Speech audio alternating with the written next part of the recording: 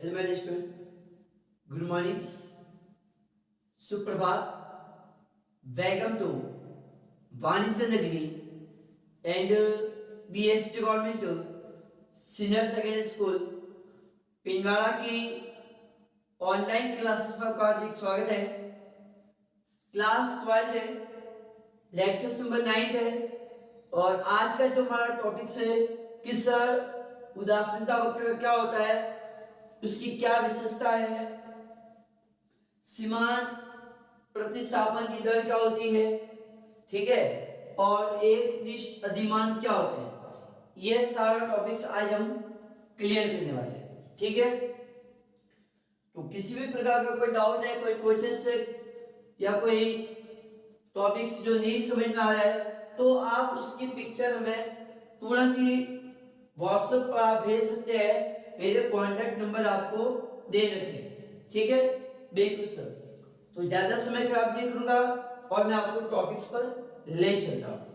तो देखिएगा, आज का जो हेडिंग है कि सर उदासीनता वक्र क्या है, उदासीनता वक्र। तो देखो, इसकी जो पृष्ठभूमि है, इसका जो बैकग्राउंड माना जाता है वो है प्रोफेसर एजवर्थ। क्लियर है, बिल्कुल सर। और उदासीनता वक्र की जो विस्तृत व्याख्या की थी वो की थी प्रोफेसर हिग्स और प्रोफेसर एलन ने। क्लियर है, बिल्कुल सर। इसके बाद में कह रहा हूं उदासीनता वक्र के कई सारे नाम हैं, जैसे कि इसको तटस्थता वक्र भी कहते हैं, उदासीनता वक्र भी कह सकते हैं, आईसी वक्र भी कह सकते हैं और अनधिमान वक्र भी कह सकते हैं। क्लियर है, ठीक है सर। फिर देखना कि सर इसकी परिभाषा क्या है। तो देखो भाई, उदासीनता वक्र दो वस्तुओं के ऐसे संयोजनों को दर्शाता है जिससे कि उपभोक्ता को समान संतुष्टि प्राप्त होती है। समझ में आया? ठीक है सर। देखो, मैं आपको आसानी से बताऊंगा, ठीक है, तो बजाय तो और भी आपको अच्छे से समझ में आ जाएगा। और दूसरे शब्दों में ये कह सकते हैं कि उदासीनता सारणी से बनने वाला वक्र क्या कहलाता है, उदासीनता वक्र। समझ में आया? उदासीनता सारणी से बनने वाला वक्र उदासीनता वक्र कहलाता है। ठीक है, मतलब उदासीनता वक्र है वो कितनी वस्तुओं के संयोजनों को बताता है, दो वस्तुओं के संयोजनों को बताता है। समझ में आया? क्लियर है, ठीक है। देखो, उदासीनता वक्र किस उदासीनता वक्र क्या होता है, समझना इस चीज को। यहां पर तो आप देख लो संयोजन, कॉम्बिनेशन।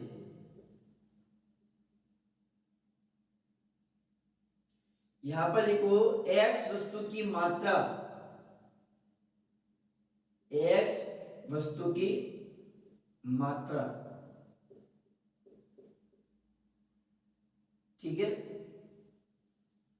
बिल्कुल सर। यहां पर लिखोगे y वस्तु की मात्रा, क्योंकि उदासीनता वक्र दो वस्तुओं की मात्रा को दर्शाता है।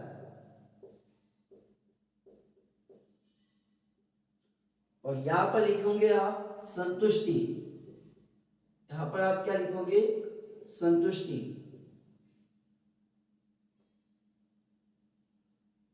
क्लियर, बिल्कुल सर। कॉम्बिनेशन x वस्तु की मात्रा, y वस्तु की मात्रा और संतुष्टि, मतलब आप जैसे जिसको कहते हो समोसे की मात्रा, ठीक है, x वस्तु लिखो या समोसे की मात्रा लिखो। और यहां पर लिखोगे ब्रेड पकोड़े की मात्रा, ब्रेड पकोड़े की मात्रा। और यहां पर संतुष्टि, संतुष्टि कैसी रहती है वो भी देखना। जस्ट सपोज ये पहले संयोजन में कह देता हूं कि x वस्तु की मात्रा है 1 है, ठीक है, तो y वस्तु की मात्रा कितनी है, 5 है। अब देखो 20 संयोजन पे कह रहा हूं कि समोसे की मैं मात्रा बढ़ा के 2 कर देता हूँ और इसकी मात्रा घटा रहा हूँ, क्योंकि दोनों की तो मैं मात्रा बढ़ा नहीं सकता। एक वस्तु की मात्रा बढ़ाऊंगा और दूसरे वस्तु की मात्रा घटानी पड़ेगी। सी संयोजन पे देखो, इसकी मात्रा 3 की तो इसकी भी मात्रा कितनी होगी 3। फिर डी संयोजन पे देखो, डी पॉइंट पे कितना हो गया 4 और ये कितना हो गया 2। फिर देखो ई पे ये कितना हो गया 5 और ये कितना हो गया 1। समझ में आया? अब देखो इससे मिलने वाली जो संतुष्टि है, ठीक है, संतुष्टि को हो या यूटिलिटी को हो, एक ही बात है। इससे जो मिलने वाली संतुष्टि है वो कैसी रहेगी? सेम रहेगी। संतुष्टि में कोई चेंज नहीं होगा। ए संयोजन था तब भी संतुष्टि कितनी थी? 100 थी। जब बी है तब भी कितनी है? 100 ही है। सी पे कितनी है? 100 ही है। समझ में आया कि नहीं आया? क्लियर है? ये कितने लिखे मैंने? अच्छा एक एक्स्ट्रा लिखे। हाँ समझ में आया? मतलब आप कोई सा भी पॉइंट उठा के देखो x जब नीचे समोसे की मात्रा 1 और ब्रेड पकौड़े की मात्रा 5 थी तब संतुष्टि कितनी थी? 100 थी। और जब मैंने समोसे की मात्रा बढ़ाई 1 से 2 की और ब्रेड पकौड़े की मात्रा 5 से घटा के 4 की तब भी संतुष्टि कितनी है? 100 ही है। जब समोसे की मात्रा और बढ़ाई और ब्रेड पकौड़े की मात्रा 1 घटाई 3 कर दी तब भी संतुष्टि कितनी है? 100 ही है। समोसे की मात्रा और बढ़ा दी 3 से 4 कर दी तो ब्रेड पकौड़े की मात्रा मैंने 1 घटाई है, ठीक है, कितना होगी? 2 हो गई है, तब भी संतुष्टि 100 की 100 ही है। आप देख लो अच्छी तरीके से है, बिल्कुल ठीक है। अपन डायग्राम बना देते हैं, ठीक हो? चलिए एक एक डायग्राम कैसे बनाना है वो देखो।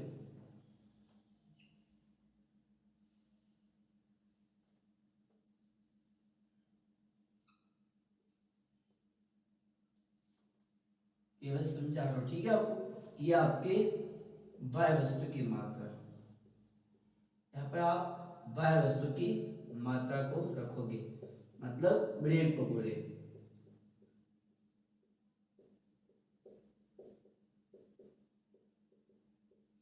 और यहाँ पर आप x वस्तु की मात्रा रख दो,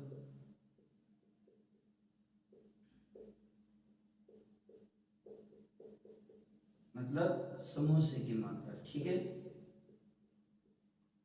बिल्कुल सर। अब देखो एक्चुअली आईसी वक्र कैसे बनाना है उसको अच्छे से समझना है। देखो मैं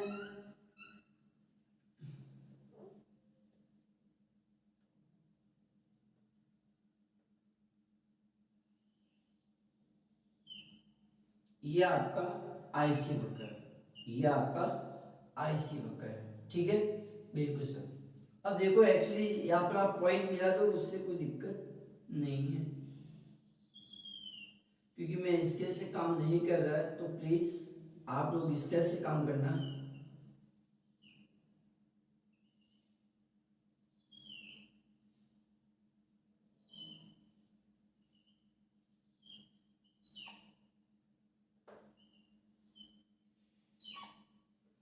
ठीक है, मैंने इसके से काम नहीं किया, आपको इसके से करना है, बिल्कुल सर।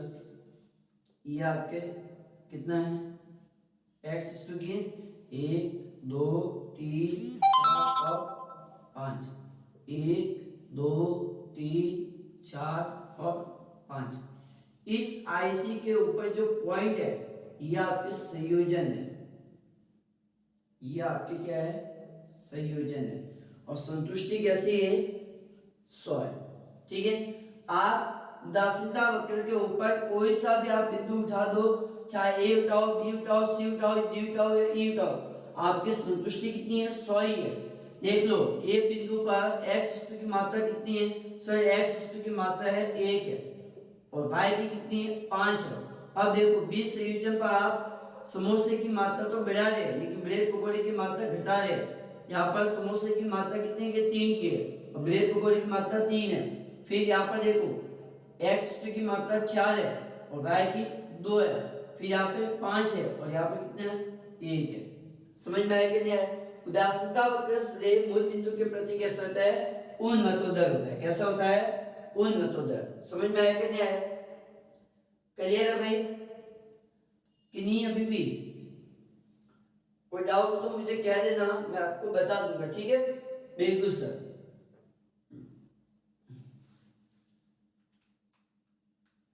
कोई नहीं समझ में आया तो मुझे कह दो, मैं आपको समझा दूंगा, ठीक है। बिल्कुल सर। अब आपको मैं बता देता हूं कि उदासीनता वक्र की विशेषताएं कौन कौन सी होती है, ठीक है, ये भी देखना। और दूसरी चीज ध्यान रखना, उदासीनता वक्र का ढाल हमेशा सीधे मूल बिंदु के प्रति उन्नतोदरी होता है, मतलब ऊपर से नीचे की ओर, बाएं से दाईं ओर ढालू होता है। क्लियर है? ठीक है सर। अब इसकी विशेषताएं देखना।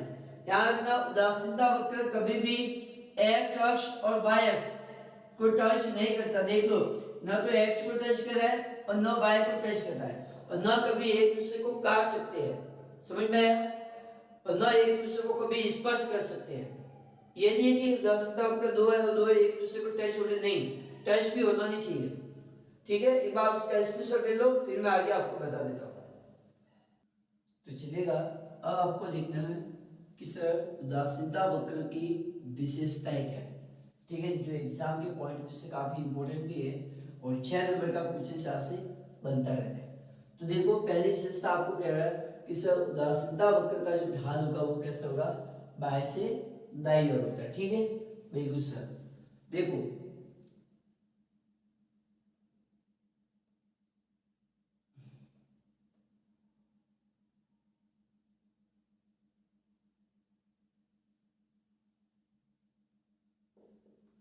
ये आपका एक्स अक्ष है और ये आपका मूल बिंदु। यहाँ पर आप रखोगे y वस्तु की मात्रा, यहाँ पर रखते हैं आप x वस्तु की मात्रा, ठीक है। बिल्कुल सर। तो अब देखना, यहाँ पर कह रहा हूं कि आपका जो उदासीनता वक्र होता है वो सदैव कैसा रहता है, बाएं से दाईं ओर होता है, बाएं से दाईं ओर होता है और ऊपर से नीचे की ओर होता है, समझ में आया? बिल्कुल सर, ये कंफर्म है। उदासीनता वक्र सदैव बाएं से दाईं ओर होता है और ऊपर से नीचे की ओर होता है, समझ में आया? बिल्कुल सर। फिर है कि तटस्थता वक्र एक दूसरे को छू नहीं सकते, तटस्थता वक्र एक दूसरे को छू नहीं सकते। देखो क्या कह रहा है, अब इसको भी अच्छे से समझना।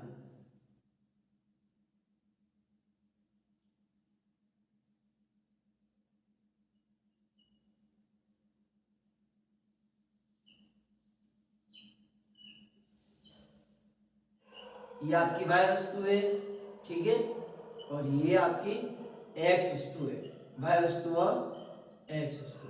यहां पर मैंने कहा है कि उदासीनता वक्र कभी भी एक दूसरे को टच नहीं कर सकते, उदासीनता वक्र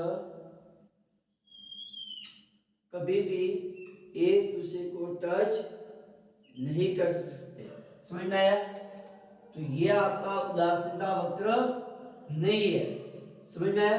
ठीक है सर, ये उदासीनता वक्र नहीं है, ये उदासीनता वक्र नहीं है, ठीक है। बिल्कुल सर। फिर तीसरी विशेषता कह रहा है कि उदासीनता वक्र एक दूसरे को काट नहीं सकते या एक दूसरे को नहीं काट सकते, ठीक है। देखना इस पॉइंट को अच्छी तरीके से।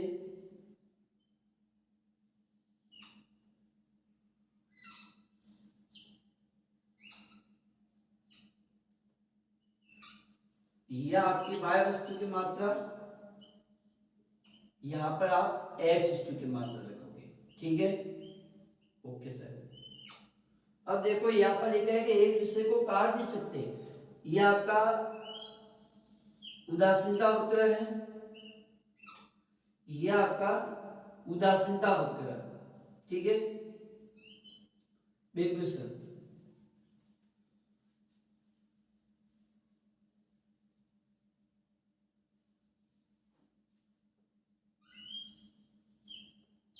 यह आपका आईसी वक्र, और आईसी वक्र कभी भी एक दूसरे को काट नहीं सकते, ठीक है।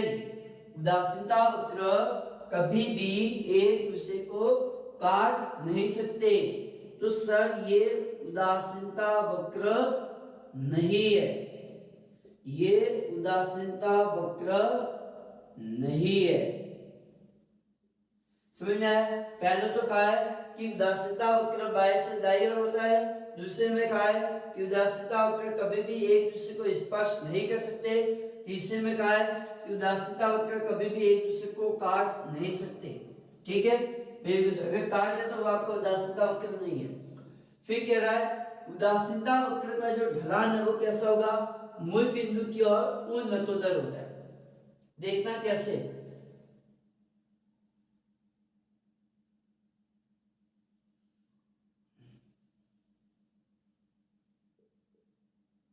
ये आपका एक्स अक्ष है, ये आपका मूल बिंदु। देखना उदासीनता वक्र का जो ढलान होगा वो कैसा होता है? मूल बिंदु की ओर होता है। ठीक है, उदासीनता वक्र का जो ढलान है वो कैसा होता है? मूल बिंदु की ओर उन्नतोदर होता है। ठीक है, इसका जो शेप है वो कैसा होगा? मूल बिंदु की ओर होगा। ध्यान रखना उन्नतोदर कब होता है? तो जब आपकी एमआरएस या आपकी एमआरटी अगर क्या होगी? अगर आपकी एमआरएस या एमआरटी अगर घटेगी, अगर आपकी एमआरएस या एमआरटी अगर घटती है तो कैसा होगा? वो उन्नतोदर होगा। कैसा होगा? उन्नतोदर। समझ में आया? कैसा होगा? उन्नतोदर होगा। समझ में आया? और अगर आपकी एमआरएस सीमांत प्रतिस्थापन की जो दर है या सीमांत प्रतिस्थापन की जो तकनीकी दर है, अगर वो क्या होती है? अगर बढ़ती है, जैसे बढ़ी तो आपका वक्र क्या हो जाएगा? नतोदर। कैसा हो जाएगा? नतोदर हो जाएगा। अगर घटेगी तो उन्नतोदर और बढ़ेगी तो नतोदर। और अगर स्थिर है, अगर आपकी एमआरएस स्थिर है, ठीक है, अगर आपकी एमआरएस स्थिर है तो वक्र कैसा होगा? एक सीधी रेखा के रूप में होता है। कैसा होता है? एक सीधी रेखा के रूप में। ठीक है, ये रेखा लिखा है। अगर एमआरएस स्थिर है तो, अगर नतोदर है तो आपका वक्र इस शेप में बनने वाला है। ठीक है, जैसा आपने उत्पादन संभावना वक्र भाई बनाया था, ठीक उसी तरीके से बनेगा। ठीक है, अगर नतोदर है तो आपका वक्र है वो इस तरीके से। ये भी आपका उत्पादन संभावना वक्र, ये भी आपका उत्पादन संभावना वक्र। अगर उन्नतोदर है तो आपका इस शेप में बनने वाला है। ठीक है, बिल्कुल सर। उसके बाद में देखना कि तटस्था वक्रों में सबसे ऊंचा वक्र सबसे अधिक संतुष्टि को दर्शाता है। जो आयसीकृत जितना हाईएस्ट होगा, जितना ऊपर होगा, उतनी उसकी संतुष्टि क्या होती है? ज्यादा होती है। देखना कैसे?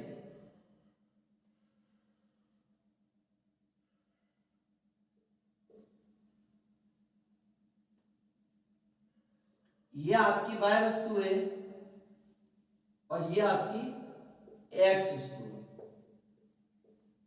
ठीक है, बिल्कुल सर। तो देखना ये आपका आईसी वक्र है। ठीक है,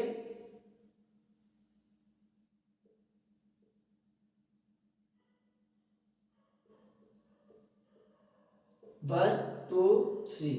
यहां पर मैं कह रहा हूं क्योंकि संतुष्टि मिलती है 100 200 और 300।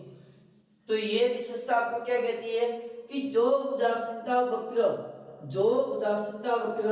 जितना ऊपर होगा, जितना ऊंचा होगा, जितना हाईएस्ट होगा, उतनी ही संतुष्टि क्या है? अधिक मिलने वाली है। ठीक है, बिल्कुल सर। समझ में आया? जो आयसीकृ जितना हाईएस्ट होगा उतनी आपको सेटिस्फाइड मिलने वाला है। फिर है तटस्था वक्र कभी भी एक्स अक्ष को स्पर्श नहीं करता। तो देखो कैसे?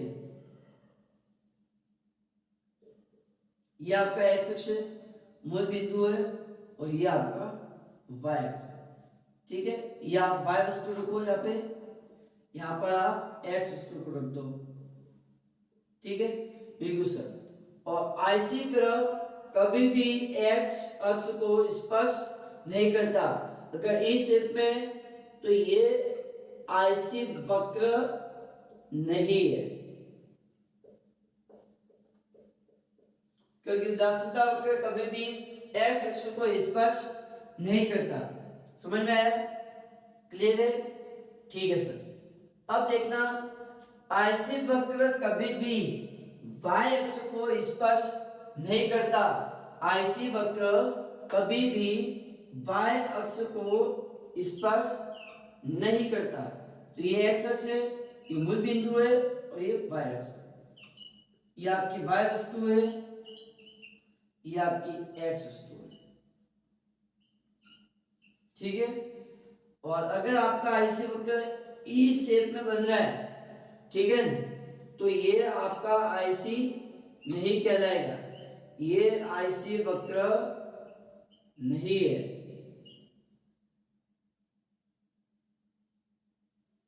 क्लियर है? ठीक है, तो ध्यान रखना, आईसी वक्र का जो ढलान होता है वो बाएं से दाईं ओर होता है, नीचे की ओर होता है। ना तो एक दूसरे को टच कर सकते हैं, ना एक दूसरे को काट सकते हैं। उदासीनता वक्र का ढलान सीधे मूल बिंदु के प्रति उन्नतोदर होता है। उन्नतोदर कब होगा? तो जब आपकी एमआरएस क्या होगी? घटेगी। और अगर आपकी एमआरएस बढ़ेगी तो नतोदर होगा, और अगर स्थिर है तो आपका जो उदासीनता वक्र है वो एक सीधी रेखा के रूप में हो सकता है। ठीक है? एक्स अक्ष के समानांतर भी हो सकता है। मतलब ये भी आपका आईसी वक्र हो सकता है, ये भी आपका आईसी वक्र हो सकता है, ये ध्यान रखना। और ये आपका आईसी वक्र कब होगा? तो जब आपकी एमआरएस क्या है? स्थिर है। ठीक है? तो ये आईसी वक्र है। जो आईसी वक्र जितना ऊंचा होगा उतनी अधिक संतुष्टि को दर्शाता है। ना तो कभी एक्स को टच करता है, ना कभी वाई एक्स को टच करता है। समझ में आया?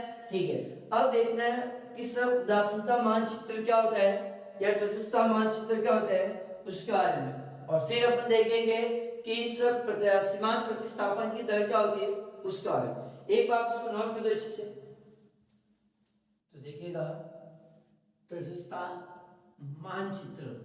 तो देखो तटस्थता मानचित्र क्या होता है कि सर संतुष्टि के विभिन्न स्तर दर्शाने वाले तटस्थता वक्र के समूह को तटस्थता मानचित्र कहते हैं। ठीक है? यानी कि जब एक ही ग्राफ पेपर पर बहुत सारे अगर उदासीनता वक्र बन रहे हैं, ठीक है, ये आपका एक ग्राफ पेपर है। ठीक है? और इसी ग्राफ पर ये मान लीजिएगा एक्स अक्ष पर एक्स वस्तु की मात्रा है। ठीक है? जैसे समोसे की मात्रा, और यहां पर हम देखते हैं वाई वस्तु मतलब ब्रेड पकोड़े। क्या है?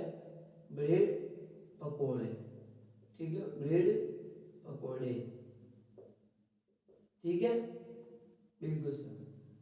तो देखो ये आपका क्या है? आईसी कर्व है। यह आपका क्या है? IC curve. एक ही ग्राफ पेपर पर बहुत से आईसी वक्र हो सकते हैं, बस एक दूसरे को स्पर्श नहीं करना चाहिए। ठीक है? एक दूसरे को टच नहीं होना चाहिए।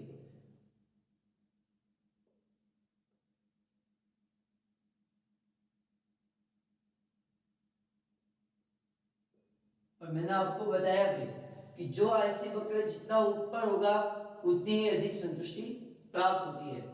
आईसी वक्र 3 पर कितना है? संतुष्टि 300 है। 2 पर कितना? 200। 100 पे 1 पर कितना है? 100 है। तो देखो सबसे ऊपर कौन सा? आईसी 3 है। आईसी 3 की संतुष्टि भी कितनी है? 300। ठीक है? तो मतलब एक ही ग्राफ पर विभिन्न स्तर के दर्शाने वाले जो भी आईसी वक्र के समूह है उसी को हम क्या कहते हैं? तटस्थता मानचित्र। समझ में आया? मानचित्र का मतलब हुआ कि भाई एक ही पेपर पर अगर आप 2 या 2 से अधिक वक्र बना रहे तो वो आपकी क्या है? तटस्थता मानचित्र। ठीक है? ध्यान रखिए ये इतना इंपॉर्टेंट तो नहीं है, लेकिन अगर किस्मत खराब है तो आपका 1 नंबर के अंदर प्रश्न आ सकता है, और वैसे भी आपकी किस्मत खराब ही है। ठीक है? देखो एक दिश अधिमान क्या होता है? एक दिश अधिमान क्या होता है? तो देखना, एक बार हम किताबी लैंग्वेज को पढ़ लेते हैं और फिर हम अपनी लैंग्वेज पे चलते हैं। यह इस मान्यता पर आधारित है कि उपभोक्ता कम वस्तु की बजाय अधिक वस्तु लेना पसंद करता है, क्योंकि अधिक वस्तुओं के उपभोग से अधिक संतुष्टि है वो संभव है। देखना इसको किस तरीके से समझो। जस्ट सपोज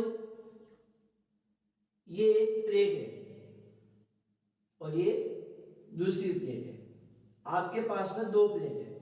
पहली प्लेट के अंदर मैं कहता हूं 7 समोसे और 7 ब्रेड पकौड़े हैं, ठीक है। 7 क्या है आपके पास में समोसे है और 7 क्या है आपके पास में ब्रेड पकौड़े, ठीक है। 7 समोसे और 7 ब्रेड पकौड़े। और दूसरी प्लेट है उसमें अब मैं समोसे की मात्रा कर रहा हूं कितनी 8 है और ब्रेड पकौड़े की 7 है, ठीक है। समोसे की कितनी मात्रा की है 8 की है और ब्रेड पकौड़े की 7 ही है। ब्रेड पकौड़े में मैंने कोई चेंज नहीं किया, 7 की 7 ही रखी है, ठीक है। ये पहली प्लेट है, मतलब ये आपका पहला संयोजन और ये आपका बी संयोजन, ठीक है। पहले आपके पास में एक प्लेट के अंदर 7 समोसे और 7 ब्रेड पकौड़े थे और दूसरी प्लेट के अंदर 8 समोसे और 7 ब्रेड पकौड़े थे। आप कौन सी खाना पसंद करोगे? बी वाला खाना पसंद करोगे। क्यों? क्योंकि सर इसमें समोसे की एक क्वांटिटी क्या है सर ज्यादा है, इसमें समोसे की एक क्वांटिटी क्या है ज्यादा है। समझ में आया कि नहीं आया? तो आपको पता है कि उपभोक्ता जिस थाली के अंदर या जिस बिंदु पर अगर वस्तु की अधिक मात्रा होगी, उपभोक्ता उसको पहले खरीदने के बारे में सोचता है। क्यों? क्योंकि उसको वहां पर सबसे अधिक संतुष्टि मिलती है। तो यही क्या है आपके एक दिश अधिमान, मतलब जहां पर आपकी वस्तुओं की मात्रा अधिक होगी आप उसका उपभोग अधिक करोगे ताकि आपको संतुष्टि क्या होती है अधिक प्राप्त होती है। समझ में आया? तो ये क्या आपके एक दिश अधिमान, ये ए संयोजन पे और ये बी संयोजन पे। यहाँ पर वस्तु की समोसे की क्वांटिटी 7 है जबकि यहाँ पे कितनी है 8 है और ब्रेड पकौड़ी की उतनी की उतनी। ब्रेड पकौड़ी में कोई चेंज नहीं किया। यही क्या है एक दिश अधिमान, ठीक है। कभी किस्मत खराब है तो वहां पर ये पूछा जा सकता है या तटस्थता मानचित्र। और फिर देखता है एग्जाम के पॉइंट से ये भी काफी इंपॉर्टेंट है, बहुत ही इंपॉर्टेंट है कि सब प्रतिस्थापन की सीमांत दर क्या होती है, जिसको आप कहते हैं एमआरएस, मतलब marginal rate of substitute. Marginal rate of substitute, ठीक है।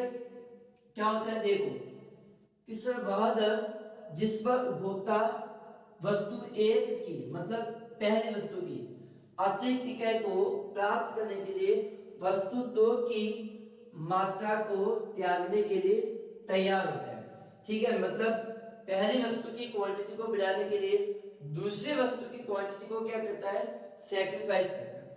देखो और इसका फॉर्मूला है कि एमआरएस एक्स वाई। ध्यान रखना एमआरएस को किससे डिनोट करते हैं एक्स वाई से, ठीक है। एमआरएस एक्स वाई, क्योंकि एमआरएस किससे एक्स और वाई के लिए। समझ में आया कि नहीं आया? एमआरएस को किससे डिनोट करेंगे एक्स और वाई से, ठीक है। तो MRS X Y equal delta वस्तु वाई अपॉन ग्रोथ डेल्टा वस्तु एक्स, मतलब वाई वस्तु के अंदर कितनी क्वांटिटी चेंज हुए और एक्स वस्तु के अंदर कितनी चेंज हुए, इससे आप क्या कर दोगे डिवाइड कर दोगे। समझ में आया कि नहीं आया? ठीक है। अब ध्यान रखना कि उदासीनता वक्र है वो नतोदर कब होगा, तो जब आपकी एमआरएस क्या होगी बढ़ेगी। जब आपकी एमआरएस बढ़ती है तब आपका वक्र नतोदर होता है, तो जब आपकी एमआरएस घटेगी तो आपका उदासीनता वक्र मूल बिंदु के प्रति उन्नतोदर होता है। समझ में आया कि नहीं आया? क्लियर है? तो ध्यान रखना ये एग्जाम के पॉइंट ऑफ व्यू से भी काफी इंपॉर्टेंट है, ठीक है, काफी मोस्ट है ये। बोर्ड एग्जाम की दृष्टि से देखोगे तो आई थिंक लास्ट ईयर या शायद इस साल आपके एग्जाम में ये क्वेश्चन आ चुका है, तो प्लीज आप इसको लापरवाही में मत रखना, क्योंकि एग्जामिनर प्रश्न करेगा तो आपको आंसर बताना है। ये डेफिनेशंस बता दी, ये फॉर्मूला बता दिया, फॉर्मूला बताने के बाद में आपको टेबल बतानी है, फिर डायग्राम बताना है और फिर उसको एक्सप्लेन करना है कि वही एक वस्तु की क्वांटिटी बढ़ाई जाती है दूसरी वस्तु की क्वांटिटी घटाई जाती है। और पास का आपको फॉर्मूला बना, मतलब संयोजन हो गया, x वस्तु की मात्रा y वस्तु की मात्रा और फिर a मास निकाल दो। ठीक है, बिल्कुल सर। तो नेक्स्ट अगली क्लास के अंदर मैं बताऊंगा उपभोक्ता संतुलन के बारे में बजट टीका के माध्यम से। ठीक है, बिल्कुल सर। तो इसको नोट कर देना।